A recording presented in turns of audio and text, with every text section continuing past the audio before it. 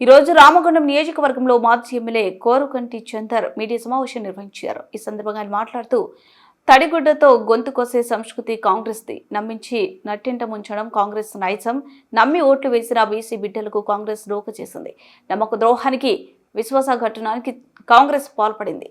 42% BC కోర్టులో చెల్లదని తెలిసి కూడా ప్రజలను నయవంచన చేయడం అనేది కాంగ్రెస్ కు పెట్టిన విద్య. షెడ్యూల్ 9లో చేర్చిన చట్టబద్ధాల సాధ్యమని తెలిసి కూడా దానికోసం ప్రయత్నం చేయక మోసపూరిలో డ్రామాలు చేస్తుంది. 56 సార్లు ఢిల్లీకి వెళ్లిన రేవంత్ రెడ్డి ఒక్కసారైనా బీసీలకు ఇచ్చే 42% గురించి అడిగినారా? నమ్మించి నట్టేట ముంచింది వాళ్ళ నైజమే, నమ్మించి నట్టేట ముంచడం. నమ్మి ఓట్లేసినటువంటి బీసీ బిడ్డలకు కాంగ్రెస్ పార్టీ ఇలా డోకా చేసింది. ఇది వంచన, ఇది ఒక నయవంచన.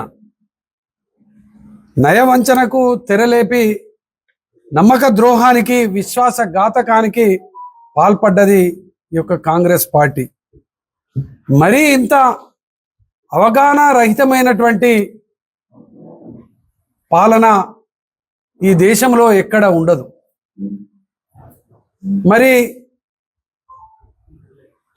ఎన్నికల నోటిఫికేషన్ వచ్చి స్థానిక సంస్థల ఎన్నికలలో బీసీ రిజర్వేషన్లని మాట్లాడుతూ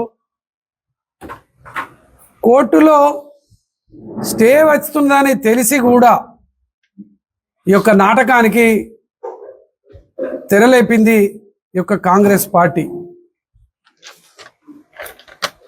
షెడ్యూల్ 9లో చేర్స్తేనే చట్టబద్ధత సాధ్యమని తెలిసినా కూడా